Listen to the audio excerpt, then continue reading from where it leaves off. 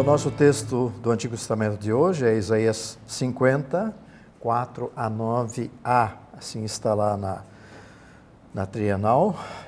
Corresponde à leitura do Domingo de Ramos, ou então o Domingo da Paixão. Este é o terceiro cântico do servo, e à luz do... Entrar no contexto rapidamente aqui, à luz do capítulo 49, versículos, a partir do versículo 14 até 53, que é o versículo anterior ao nosso texto, parece que ninguém está dando muita atenção, prestando atenção ao lado da compaixão, da promessa e do consolo que Deus dá ao seu povo. Parece que ninguém dá bola para isso. Mas aqui no versículo 4, alguém presta atenção. O servo se identifica como alguém que é um atento ouvinte do Senhor. Então, C50, 1-3, desenvolve essa relação de certo estremecimento entre o Senhor e o seu povo, não por causa do Senhor, mas por causa do povo. Agora aqui em 54-9, que é o nosso texto, apresenta a relação assim de uma intimidade, de uma união, de uma proximidade entre o Senhor e o seu servo fiel. Então o versículo 1 diz assim: Adonai Yahweh natan li leshon limudim. De novo, o Senhor, vírgula, Yahweh, Natan, deu para mim leshon. Leshon é língua, aqui está no construto, né? Lashon é o absoluto. Língua de limudim, vem do verbo lamad, em hebraico, que quer dizer aqui ensinar, local, né? Ensinar. Só que aqui é mais no sentido de um substantivo. Limud é aquele que é uma forma passiva, né? Aqui, alguém que está sendo ensinado, ou seja, alguém que é um discípulo, alguém que é um estudante, alguém que recebe a informação e com a língua vai transmitir. Fala, quer dizer, externaliza algo que vem de fora, que não é próprio dele. Isso vai ficar claro logo a seguir na outra linha. Ladaat, laut et yaef, et yaef davar. Yair, baboker, yair li ozen lishmua kalimudim. Ladat vem do verbo yadá aqui, e tem a preposição le, indica finalidade, né? Então, para saber, e o verbo ut, que vem logo a seguir, ut quer dizer, talvez mais no sentido de ajudar, de auxiliar, de encorajar. Os dois são no efetivo construto, né? E então, para saber ou para ter experiência, para ajudar, encorajar, et yaef. Yaef é um exaurido, alguém que não tem mais forças para seguir adiante, um cansado, digamos assim, né? O que? Davar, com uma palavra, simplesmente com uma palavra. A segunda parte, yair, aí vem do mesmo verbo ur, né? Com ayin, aqui é a forma do rifil, né? Causativo, né? Então, ur significa desperta, despertar, não é? E ele desperta, está na terceira pessoa aqui. Né? Só vamos saber quem é esse logo mais adiante. Então, ele desperta baboker, manhã por manhã, ou ou a cada manhã. Isso aparece lá em Êxodo 30, a mesma expressão quando feito os sacrifícios no templo, ou no tabernáculo, no caso, né? Os sacrifícios eram baboker, manhã, a cada manhã. Então, essa ideia de uma plenitude, não é? Yair li ozen lishmoa ka limudim. Então, de novo, ele desperta para mim ozen, a orelha, o ouvido, quer dizer, esse órgão externo, tá? Que não é algo interno, mas algo externo. O ouvido ouve algo que vem de fora, não expressa algo interiorizada no próprio indivíduo. Lishmoa, para ouvir, o verbo chamar, infinitivo construto de novo, para ouvir como os que são ensinados, né? Para ouvir como os que são ensinados. Então, o servo aqui é alguém que se submete a aprender para ensinar. Versículo 5, Adonai Yahweh patach li ozen ve'anoki lo mariti. O Senhor, Yahweh, abriu para mim, patach, abrir, né? Abriu-me a orelha e eu, ve'anoki, uma variante de ani, aqui, anoki, e eu. E aqui está enfático, porque o sujeito está implícito na forma verbal adiante, mas aqui então, e eu, tá? Quer dizer, não mariti, vem do verbo marat, mará, aqui, ó, mará, mará significa rebelar-se. É um verbo muito constante no Antigo Testamento, sempre relacionado a Israel. O povo de Deus é um povo que se rebela, né? E é aqui a única vez em que aparece como na negativa, não rebelar-se. E a única vez se refere ao servo. Ele não se rebela. Tá? Esse anoki que aparece aqui, então, mostra de novo essa oposição entre os outros discípulos que não ouviram o mestre, que não prestaram atenção a ele, como você vê nos versículos anteriores a esse texto que nós mencionamos. Ahor lo nisugoti. Ahor quer dizer para trás, essa ideia, para trás, e o verbo sug significa virar-se para trás. Aqui está no nifal, tá? Não me virei para trás. Então, para trás, vírgula, não me virei para trás. É uma expressão idiomática para intensificar a ideia de retorno. Quer dizer, o servo não se desvia da sua missão, não se desvia do seu objetivo, não se retrai. Há uma batalha pela frente, né? a ser trabalhada, a ser, enfim, enfrentada, mas ele não se retrai. Versículo 6. Gevi natati lemakim. Gevi, as costas, então as minhas costas, natati, vem do verbo natan, é perfeito aqui. Eu dei lemakim, aqui é o rifel, particípio do verbo naká, que são os opressores, são aqueles que abusam, não maltratam. Esse é o mesmo verbo que aparece lá em Êxodo 2, quando Israel é oprimido, maltratado pelos egípcios, né?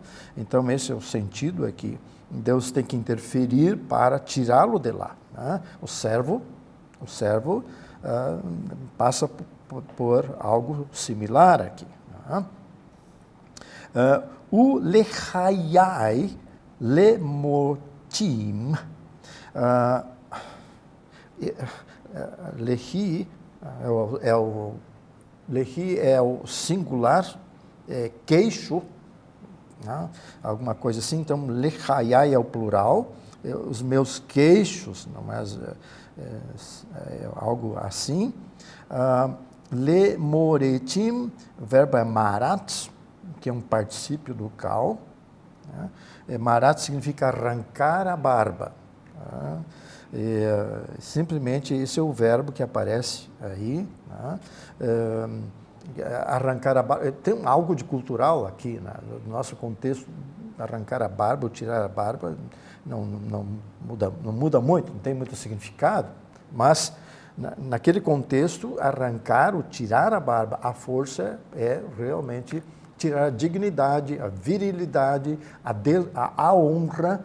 Né? Você tem um exemplo disso em 2 Samuel 10.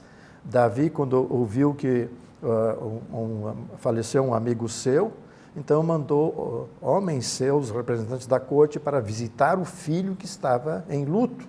Mas o filho interpretou mal e achou que Davi mandou aqueles homens porque eles tinham ido lá para espionar.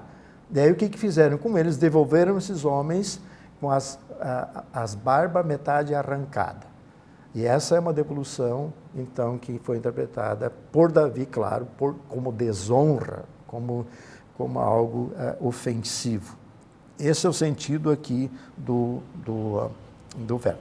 Panai lo histarte. Panai, as minhas faces, ou o meu rosto, eu não satar, aqui está no rifil, eu não escondi. Miklimot varok.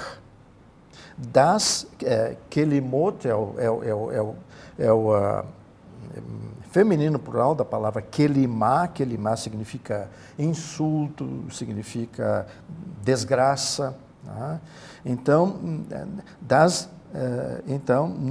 eu não me escondi das desgraças varok. Rok é cuspe. Uma outra, apesar que cuspe é alguma coisa bem mais que cultural. Cuspe, acho que em todas as culturas, você cuspir no rosto de alguém sempre é extremamente ofensivo. Mas o servo não foge disso, ele se submete a isso. Tá?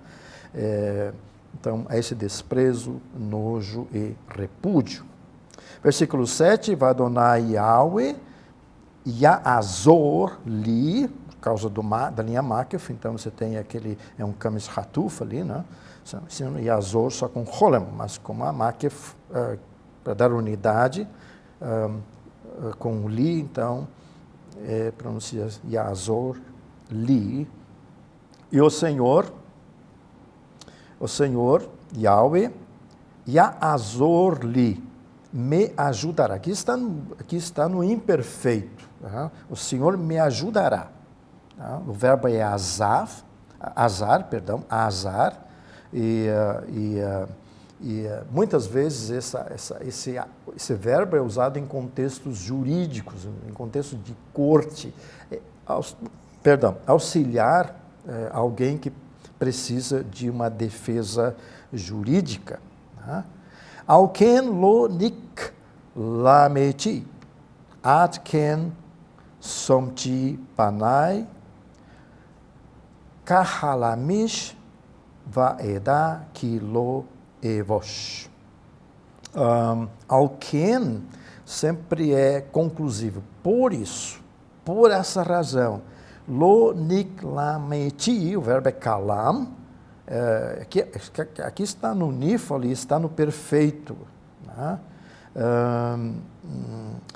Lá em cima apareceu a palavra kelimá, no versículo 6, né? E aqui então kalam significa insultado. Eu não fui insultado. Veja que está no perfeito, enquanto que o Senhor me ajudará é futuro. Então parece assim alguma coisa assim, a certeza é tão grande que já é antecipada. Não é? Eu não fui envergonhado. É um tipo assim, talvez um perfeito profético, algo parecido. Alken, por isso, samti, coloquei, verbo sim, o servo falando, ele mesmo, eu coloquei o meu rosto, as minhas faces, kahalamish. Almeida traduz por seixo lá, é uma palavra um pouco difícil, mas ela aparece lá no Deuteronômio 8,15, quando Moisés vai... Deuteronômio está fazendo um retrospecto, né? Mas o episódio é quando ele bate nas águas na pedra, né? Podia falar e bateu, e dessa pedra sai a água. E essa palavra, halamish, é que apareceria, é uma pedra dura. É uma pedra que a mais dura que há no texto, difícil de ser trabalhada, cinzelada e assim por diante. Não é? Quer dizer aqui, então, você tem algo como um rosto impassível, um rosto indestrutível. O servo também tem uma força própria dele que caracteriza esta oposição. Quer dizer, então, esse é o sentido aqui. Tá? Como lá é um milagre, lá em Deuteronômio 8, também aqui o servo tem um caráter que vai além do humano. Vaedá ki lo evosh. E eu sei, eu saberei, eu terei a experiência que não, bosh, aqui é outra palavra, é envergonhar, e bosh é o imperfeito. E no Antigo Testamento a palavra bosh tem um caráter assim mais escatológico, não é um bosh horizontal, a relação humana, mas tem uma relação diante de Deus. Isso aparece em Gênesis, depois da queda, e os salmos são muito frequentes quanto a isso. Não é?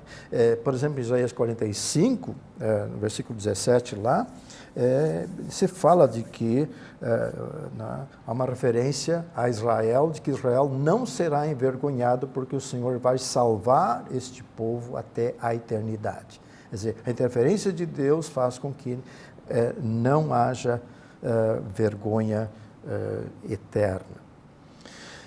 Versículo 8. Karov masdiki miyarif iti.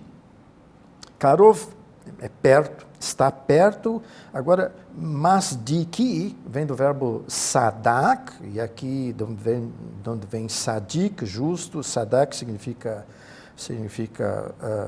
atribuir justiça.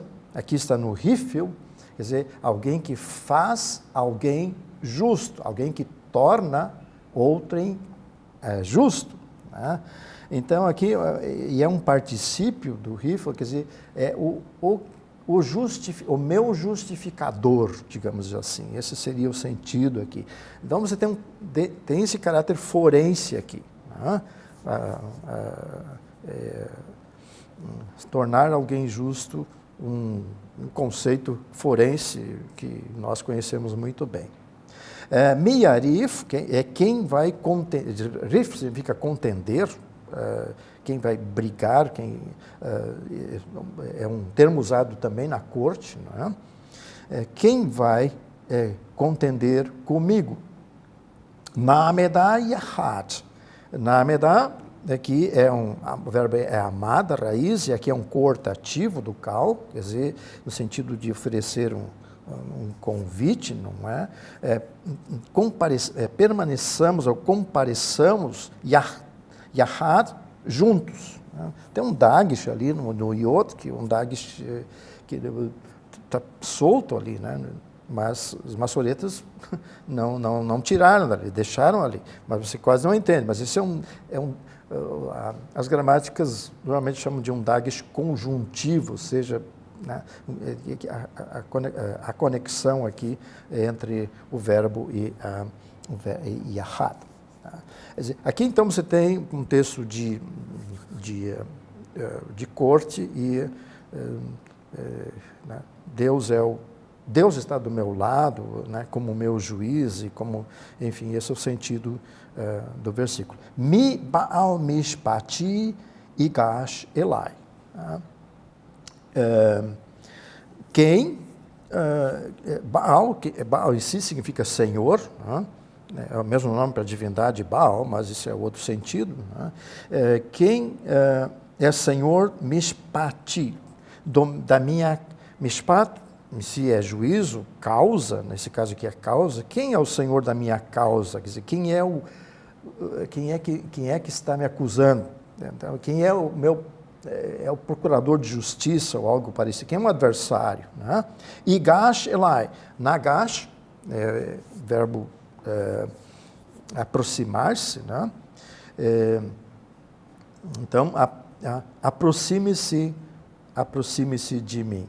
Isso é, não seja diante da corte. Versículo 9. Ren Adonai Yahweh Ya'azor li. Ren é igual a Rine. Então, eis que o Senhor Yahweh Ya'azor li, já apareceu lá em cima, no versículo 7. Então, aqui também, o Senhor me ajudará. Mihu Yarshieni. Quem é este? Yarshieni vem do verbo rachá. Rachá é o contrário de sadak. Rachá é ser ímpio. Então, rachá é tornar ímpio, quer dizer, tornar mal, tornar culpado. Esse é o sentido do verbo que está aí. Quem é o que me tornará culpado? Algo parecido com isso. A perícope termina aqui, mas não dá para deixar que ela continue. Ren kulam que beget ivelu ash yukelem. Eis que todos eles, kulam, aqui se refere a todos os adversários, né? São como veste, beget, veste, ivelu, vem do verbo balá. Balá significa desgastar, gastar, desgastar. Serão ivelu, veste desgastada. Yash yoklem, quer dizer a traça, os comerá.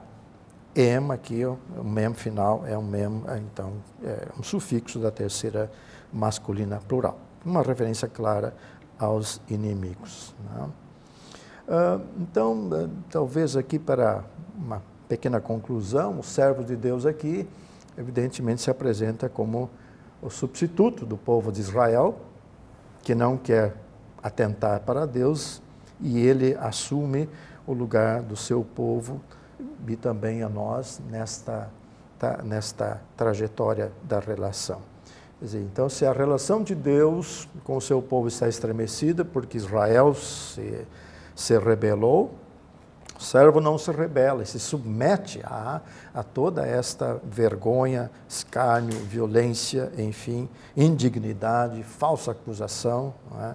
E então, se o Domingo de Ramos tem esse aspecto de antecipação do que vai ocorrer nesta Semana Santa, então você já pode ver que aquele que é o inocente, que é o servo, assume a nossa culpa, assume a nossa injustiça, para que nós não sejamos envergonhados na presença de Deus. Então, se no horizonte dessa semana você tem de novo essa questão toda da aparente derrota do servo, ela vai concluir com a ressurreição, que é a sua vitória final dele e que ele atribui para nós.